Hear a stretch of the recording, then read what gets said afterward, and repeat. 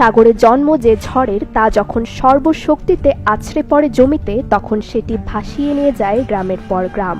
অসহায় হয়ে মুষড়ে পড়ে ঘরবাড়ি, গাছপালা ও অবকাঠামো।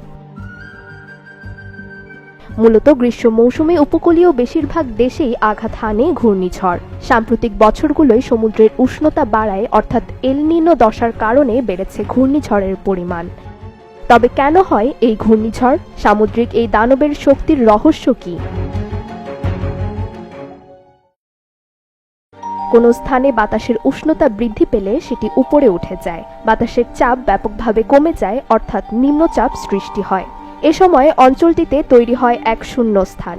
সে শূন্যস্থান পূরণ করতে আশেপাশের এলাকা থেকে বায়ু প্রবল বেগে ঘুরতে ঘুরতে ছুটে আসে কেন্দ্রের দিকে। এই নিম্নচাপ কেন্দ্রমুখী প্রবল ঘূর্ণিবায়ু প্রবাহই মূলত ঘূর্ণিঝড় বা সাইক্লোন।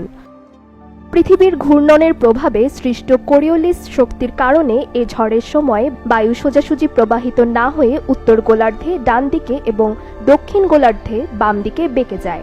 অর্থাৎ উত্তর গোলার্ধে সৃষ্ট ঘূর্ণিঝড় ঘড়ির কাঁটার বিপরীত দিকে এবং দক্ষিণ গোলার্ধে ঘড়ির কাঁটার দিকে ঘুরতে থাকে। ঝড়ো বাতাস ঘন্টায় ৬২ কিলোমিটারের কম বেগে ধাবিত হলে তাকে সাধারণ মৌসুমী ঝড় হিসেবে বিবেচনা করা হয়। আবার যে ঝড় ৬২ থেকে ৮৮ কিলোমিটার বেগ সম্পন্ন হয় সেগুলোই মূলত ঘূর্ণিঝড়। ঘূর্ণিঝড়কে এক এক অঞ্চলে এক এক নামে ডাকা হয়। কখনো সাইক্লোন, টাইফুন ও হেরিকেন নামে ডাকা হলেও এগুলোর মধ্যে নেই বিশেষ কোনো পার্থক্য। মূলত বঙ্গোপসাগর ও আরব সাগরে সৃষ্ট ঝড়কে ডাকা হয় সাইক্লোন নামে। আটলান্টিকে হলে হেরিকেন ও উত্তর প্রশান্ত মহাসাগর অর্থাৎ চীন, জাপান, ফিলিপাইনে হলে তাকে ডাকা হয় টাইফুন নামে।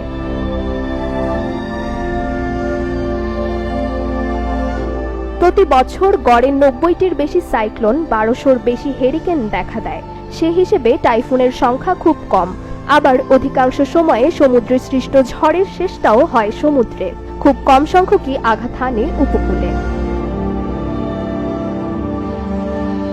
ঘূর্ণিঝড় উপকূলে আঘাত হানার পর সবচেয়ে ভয়াবহ বিষয় হল জলোচ্ছ্বাস।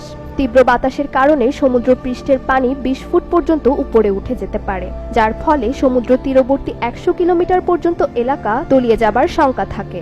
ঘূর্ণিঝড়ের কারণে উপকূলীয় অঞ্চলগুলো ব্যাপকভাবে ক্ষতিগ্রস্ত হলেও এটি পৃথিবীর আবহাওয়ার ভারসাম্য রক্ষায় অতি জরুরি ভূমিকা রাখে। নসিন নাওয়ার, চ্যানেল 24।